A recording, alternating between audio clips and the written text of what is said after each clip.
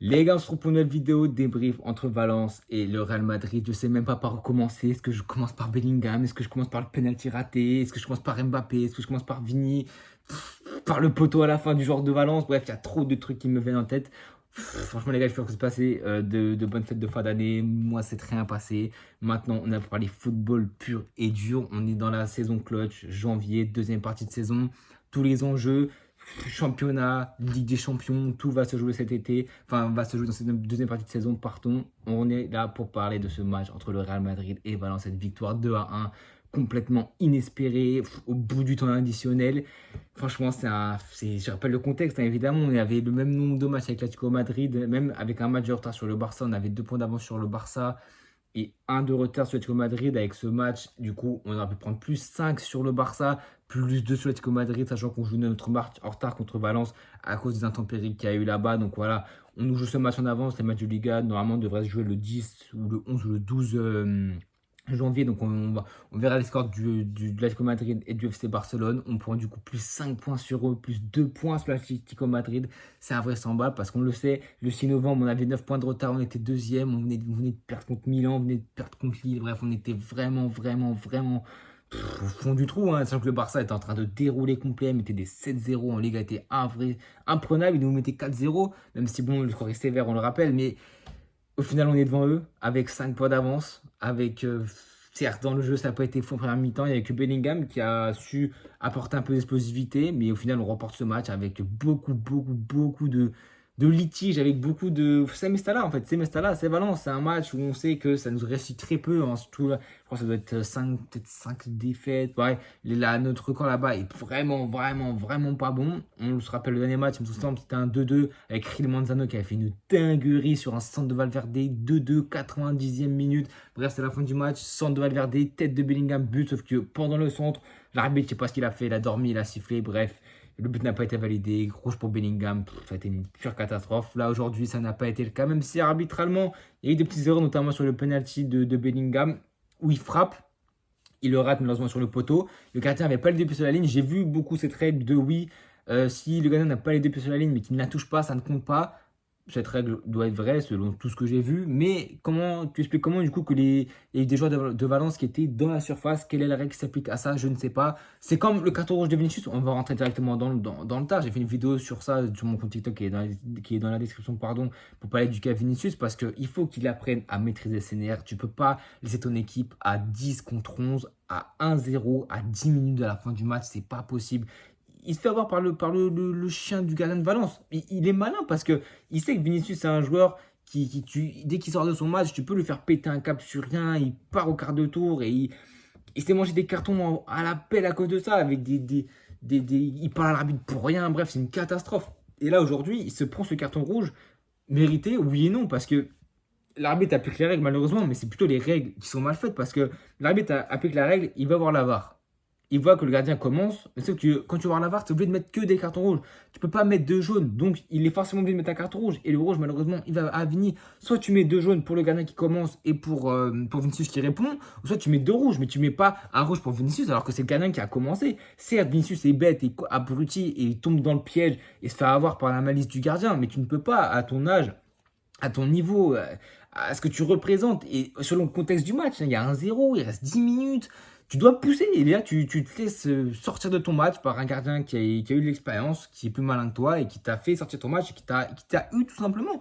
Et franchement, c'est comme le but d'Mbappé, le but hors jeu, la déviation, la passe de Bellingham, il me semble. Il y a hors-jeu, c'est clair, c'est net. Mais s'il n'y a rien, il n'y a même pas 5 centimètres. Donc l'arbitre applique la règle, il a assez bien arbitré ce match, il applique la règle. Mais c'est la règle qui doit changer plus que l'application, parce que l'arbitre, il n'a pas le droit il n'a pas le choix d'appliquer la règle. Il a hors-jeu, oui, hors-jeu, la barre semi-automatique, bref, mes couilles. Il y a hors-jeu, point barre. Il n'y a pas de débat possible. Mais à un moment donné, pour moi, c'est les règles qui doivent changer. Donc bon, est-ce que les règles vont changer un jour? Je ne sais pas. En tout cas, première mi-temps où ça a été vraiment compliqué. On rappelle, hein, s'il n'y avait pas de Kamavinga, pourquoi Kamavinga n'est pas titulaire? Quand il est rentré, on a vu toute la différence avec Fernand Mendy. Moi, je préfère honnêtement avoir Kamavinga latéral gauche à la place de Fernand Mendy parce que dans les matchs comme ça, t'as contre la du championnat qui a que 2 victoires en Liga, qui est sur 4 matchs sans victoire, 2 nuls, 2 défaites, avec un nouvel entraîneur aujourd'hui. Honnêtement, même s'ils allaient jouer le contre, Kamavinga va faire le taf défenseur gauche, même s'il n'aime pas forcément ce poste. Je pense qu'il préfère jouer latéral gauche que de ne pas jouer du tout. Et je préfère voir Kamavinga latéral gauche. On l'a vu quand il est rentré, directement, il mangeait la ligne, il proposait des solutions à Mbappé, à Vini, à tout le monde. Donc, comme Raoul Sancho, pourquoi il n'est pas là à la place de Tchouaméni? Tchouaméni, ça va encore lui tomber dessus. Il n'a pas du tout fait un mauvais match. Il a été très bon, très correct, assez solide. Il n'a pas trop paniqué. Donc, moi, Tchouaméni, je ne vais pas lui tirer dessus. Certes, il tente des frappes. Moi, je veux bien, mais pour moi, je veux que Valverde tente toutes les frappes et que Tchouaméni laisse ça à Valverde. Tu n'es pas capable, même si on sait qu'il a une belle frappe aussi, on ne va pas abuser.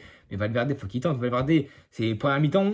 Je crois qu'on a 2 frappes cadrées. La plus grosse occasion, c'est la frappe de Valverde sur le décalage de Lucas Vasquez. Donc, il y a eu des gros problèmes offensifs, que ce soit Vinicius, que ce soit Mbappé, que ce soit Rodrigo, mais qui est fantomatique. Ça, c'était sur 3 bons matchs. Là, il y avait, je crois, 3 pas décisifs, un but ou 2. Mais là, franchement, Rodrigo, c'est vraiment compliqué. C'est assez alarmant, sa situation de son côté. Et c'est de sa faute, mais pas de sa faute non plus, parce que il est esselé côté gauche, ça joue. On dirait que c'est le reclus du collège. Le mec, on ne veut pas lui donner le ballon, c'est l'exclu. Ça joue Bellingham, Vini, Mbappé, Ferland Mendy, tout le monde va pencher à gauche.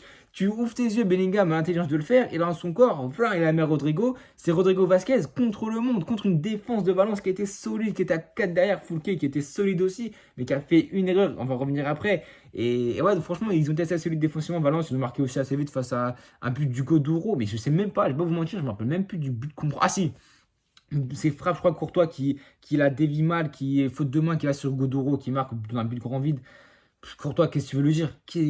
Avant ça, il fait 3 parades exceptionnelles parce que la défense est aux fraises. Vasquez, il se fait bouffer d'une main. Vasquez en défense, c'est calamiteux. On voit que Trent, ça s'active, soit 20 millions cet hiver, soit gratuit l'année prochaine. Honnêtement, Liverpool, s'il vous plaît, acceptez. C'est une requête que moi je vous fais. Acceptez notre demande et donnez-le nous à 20 millions. On veut un vrai latéral droit, même si avec tes Trent Alexander-Arnold, ce ne sera pas du défenseur comme Carvajal. Mais quand même, on veut un mec qui sache défendre, qui se fasse pas prendre dans des gestes, mais bêtes, des feintes de frappe, qui recule. Mais c'est effarant, comment c'est inquiétant. Quand on va tomber sur des grosses équipes en Ligue des Champions, avec un ailier gauche, mon pote, mais on va se faire allumer, mais dans tous les sens du terme. Et il faudra Vasquez se mettre au niveau, parce que sinon, on va couler. Il faudra que Valverde vienne vite l'aider. Donc en tout cas, ouais, CBE dans le milieu de terrain, c'était bon aussi avec Bellingham, avec Valverde aussi. Et voilà, l'attaque, c'était assez compliqué en première mi-temps. Et on ne se procure pas beaucoup d'occasions. On subit un petit peu, on subit même beaucoup. Des frappes, des centres. Même si on savait qu'il y avait des joueurs en contre, hein, normal. Mais ils jouaient bien. Mais comme toutes les équipes de Liga, même les plus nuls qui sont sur des cycles de 5, 6 matchs sans victoire, contre les Real, ils vont forcément bien jouer parce que c'est pas un match comme les autres. C'est la hargne, ils vont se déchirer. Ils jouent aussi leur match en Liga, on le rappelle. Donc ouais, c'était un match pour eux qu'il fallait gagner en plus à domicile. Donc ils n'ont pas gagné. Ils n'ont pas gagné et pourtant, c'était pas faute d'avoir essayé. Moi, de ma télé, j'étais résigné. Moi, je vois le but du Godoro, je vois qu'on n'arrive pas à mettre un pied sur le ballon, qu'on n'arrive pas à trouver des solutions, qui sont à 10 derrière. Tu sais que c'est un match bourbier. En plus, là, il y avait tout pour rater parce que il marque en premier. Première mi-temps, tu ne cries rien. Deuxième mi-temps, Mbappé te prend un penalty qui sort de nulle part. Il y a penalty clair, net, sans précis. Moi, j'ai tremblé. Je me suis dit, soit c'est Mbappé qui prend, soit c'est Vini qui prend le ballon.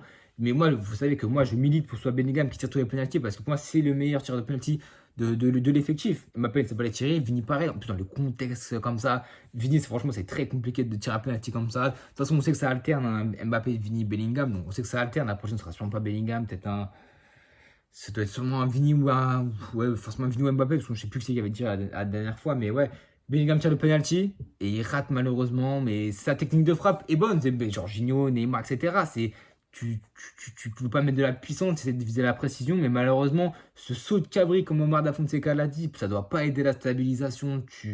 Franchement, le saut, il est compliqué de sauter pour tirer ensuite. En première attention, ça doit être vraiment compliqué. Puis on l'a vu, hein. Poto, le gardien, il plonge du bon côté. Ça faisait 4 penaltys qu'il n'avait pas raté, ou 5 avec le BFORB et le Real Madrid. Aujourd'hui, il rate son penalty. Là, tu te dis, c'est une catastrophe. On prend le but, première mi-temps, il ne se passe rien. Deuxième mi-temps, certes, on pousse, on les asphyxie, mais on ne marque pas, on ne se crée pas d'occasion. On rate un penalty. Mbappé, il met un but hors jeu.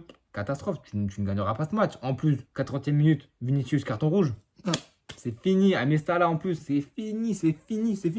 Et il fallait que Modric rentre. Le vieux père, l'expérience, il rentre et il débloque le match. Mais c'est Bellingham qui débloque le match parce que Brahim, Bellingham, intervalle Modric seul face au gardien. Je sais pas s'il met penalty, mais il met pointard, mais vieux père, tu mets pointard, tu mets cheville, tu mets ce que tu veux. Tant que la balle rentre, moi je m'en fous. Et là, c'est la délivrance. Et tu te dis un partout, mais c'est magnifique. Parce que même avec le un partout, on est premier de Liga. Alors certes, on a 41 points comme l'Atlético Madrid, alors qu'ils ont un match en retard et qu'ils vont le jouer le 10 ou le 12 ou le 13, je sais plus. mais tu as quand même 4 points d'avance sur le Barça, donc tu te dis, bon, ça va. Vu le contexte du match, vu qu'on a la 10 contre 11 depuis 10 minutes, tu te dis, ça va, mais c'était sans compter sur le Bellingham, le Belling time, incroyable. C'est Foulquier. Foulquier, il a fait un match exceptionnel sur son côté. Il a muselé Vinicius, même si Vinicius n'est pas en forme. Il a réussi à le museler, on va lui donner ça, mais il a fait une erreur, c'est qu'il a fait une passe à son défenseur central un peu trop forte, un peu trop décalée. Le défenseur central, il ne sait pas s'il doit la remettre une touche, s'il doit la contrôler. Son pied est un petit peu le court, donc il essaie de contrôler. Il est un peu en arrière, limite le cul par terre. Il essaie de la mettre à son gardien. Malheureusement, Bellingham rodé, la 0 à la 90e minute. Le mec, il t'a fait le pressing, le mec, il a couru, le mec, il s'est déchiré. Il avait les bras sur les genoux, et bien il a pressé, il récupère un ballon, le fruit de son travail, un contre un. Il ne tremble pas et il finit et il nous donne la victoire 2-1 dans un match qui était complètement fou. On a dominé outrageusement la deuxième mi-temps. On s'est créé quelques occasions, on a fait des frappes de loin. On n'a pas été méga dangereux sur la cage de Valence, mais on a réussi à être clutch dans des moments où il fallait l'être. Et ça va être le résumé de ce match et de la saison du Real Madrid, car on a déjà 5 défaites. On le voit que dans le jeu, on est mauvais, on n'est pas bon. On compte sur des individualités, sur des moments bien précis où il faut être décisif. Là, on l'a été. On aurait pu l'être. Peut-être si Bellingham, il le marque, je pense qu'on gagne le match et qu'on remonte à 2-1, peut-être voire même 3-1. Là, c'est comme le match contre Lille, en fait. Le match contre Lille, on perd 1-0. À un moment donné, tête de Arda Güler dans les 5 dernières minutes. Parade exceptionnelle de Lucas Chevalier, et ben tu perds le match. Mais donc ça, c'est un moment où, si tu marques, et ben le match, tu peux le gagner. Honnêtement, même à Pierre Mauroy, tu peux le gagner. Et c'est des matchs comme ça où tu comptes plus sur des individualités, des exploits individuels que collectifs. Tu sens que c'est compliqué dans le jeu. Et donc... honnêtement, je suis assez pessimiste quand même pour la suite de la saison. Mon avis ne fait que changer parce que si j'écoute ma raison, je sais que ce match, si on le perd, j'aurais été bien plus salé. Mais là, on le gagne. En fait, ça fait penser à Dortmund. Ça fait penser à Dortmund. Le match, on est nul, on est éclaté au sol. Mais Vinicius nous sort de son chapeau un triplé. Puis il mélange complètement la défense de Dortmund. Et puis il mélange mes idées dans ma tête. Et je me dis, oui, mais on a Vinicius, on a Bellingham, on a Mbappé qui fait un match contre l'Atalanta incroyable avant de sortir sur blessure. On a des qualités, mais on a une défense qui est beaucoup trop fébrile. Ancelotti, ça 15 défenses à l'UTC depuis le début de saison. Il n'a pas trouvé sa charnière centrale, il n'a pas trouvé les latéraux, Ferland Mendy, Fran Garcia, Camavinga qui passe devant les deux alors qu'ils sont en forme. À droite, Vasquez, un coup Valverde.